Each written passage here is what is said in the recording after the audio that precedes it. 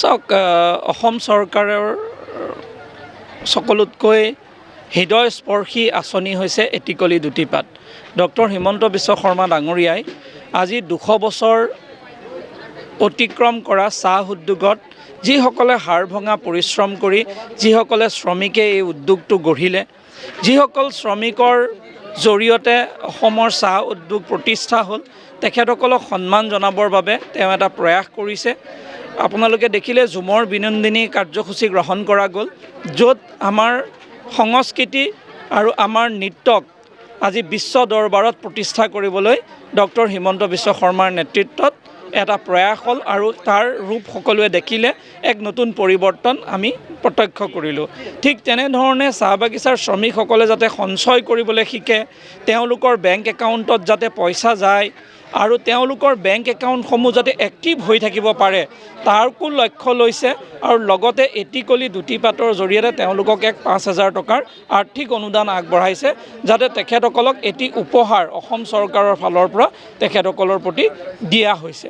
আৰু আমি ইয়াত জড়িত হ'বলৈ পাই যথেষ্ট আনন্দ অনুভৱ কৰিছোঁ আৰু শ্ৰমিকসকলে 5,000 টকাই নিশ্চয় সৎব্যৱহাৰ কৰিব আৰু তেওঁলোকে সঞ্চয় কৰিবলৈ ভৱিষ্যতে শিকিব যে বেংকৰ জৰিয়তে ভৱিষ্যতে সঞ্চয় শিকিব, বিভিন্ন ধৰণে তেওঁলোকে ভৱিষ্যতে সমাজখনক আগবঢ়াই লৈ যাবলৈ তেওঁলোকে সকলোৱে অৰ্থনৈতিকভাৱে শক্তিশালী হ'ব পাৰিব, সেয়া আমি আশা কৰিছোঁ। আৰু মাননীয় মুখ্যমন্ত্ৰী ডক্টৰ হিমন্ত বিশ্ব শৰ্মা ডাঙৰীয়াক আমি ধন্যবাদ আৰু কৃতজ্ঞতা জ্ঞাপন কৰিছোঁ ইমান সুন্দৰ আঁচনি আমাৰ বাগিচাৰ শ্ৰমিকসকলৰ বাবে গ্ৰহণ কৰাৰ বাবে। ধন্যবাদ। চাহ বাগিচাত আমাৰ অসম চৰকাৰৰ যি অভিলাষী আঁচনি এটিকলি দুটিপাত, এই আঁচনি চেক বিতৰণৰ কাৰণে আজি এইখন অনুষ্ঠান কৰা হৈছিলে আৰু ইয়াত আমাৰ আটাইকেইটা শ্ৰমিক ইয়াতে আহিছে আৰু অসম চৰকাৰৰ মাননীয় মুখ্যমন্ত্ৰী মহোদয় বিশেষকৈ ধন্যবাদ জনাইছোঁ যে চাহ বাগিচা যি 200 বৰ্ষৰ বৰ্ষপূৰ্তি উপলক্ষে আজি চাহ শ্ৰমিকসকলক বা আমাৰ কৰ্মচাৰীসকলক চিনস্বৰূপে 5,000 টকাটো দিছে। টকাটো ডাঙৰ কথা নহয়, কিন্তু ইয়াত প্ৰায় 350 কোটি টকাৰ বাজেট ধাৰ্য কৰি পেলাই এই যে অনুদান ব্যৱস্থা কৰা হৈছে। আৰু অকল এয়াই নহয়, আমাৰ অসম চৰকাৰে হওক বা কেন্দ্ৰীয় চৰকাৰে হওক চাহ শ্ৰমিকসকলৰ কাৰণে আজি 10টা বছৰ অসম চৰকাৰ কেন্দ্ৰীয় চৰকাৰ 3টা কাৰ্যকালৰ 15 বছৰত যথেষ্টখিনি ৰাইজৰ উপকৃত কৰিছে, যিখিনি হয়তো আমি আগতে ভবাও নাছিলে।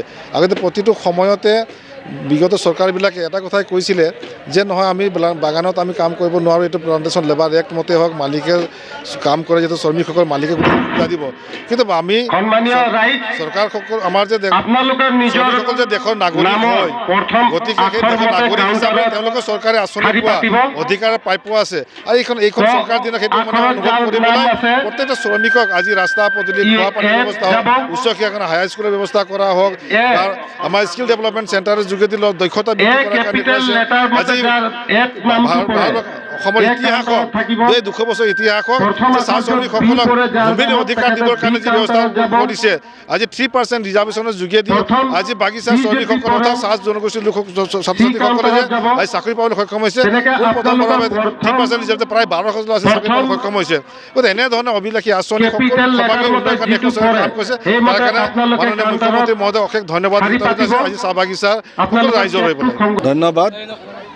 অসম চৰকাৰৰ অভিলাষী আঁচনি এটিকলি দুটিপাত অসমত চাহ উদ্যোগ আৰম্ভ হোৱা 200 বছৰ 1826 চনত প্ৰথমে ৰবাৰ্ট বুছ চাহাবে আপাৰ আছামৰ কোনোবা ঠাইত এই চাহ গছৰ আৱিষ্কাৰ কৰিছিল।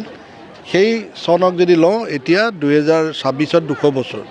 অসম চৰকাৰে 200 বছৰ হোৱা উপলক্ষে চাহ বাগিচাত কাম কৰি থকা সকলো লোকক আৰ্থিক সাহায্য হিচাপে 5,000 টকাকৈ আগবঢ়াইছে। আজি আমি প্ৰতাপগড় চাহ বাগিচালৈ আহিছোঁ। এই প্ৰতাপগড় চাহ বাগিচাত 1998 গৰাকী চাহ বাগিচাৰ কৰ্মৰতা সকলো কৰ্মচাৰীক আমি 5,000 টকাকৈ চেক বিতৰণ কৰিছোঁ। মই সকলো ৰাইজক আন্তৰিক শ্ৰদ্ধা আৰু সেৱা জনাইছোঁ। ধন্যবাদ।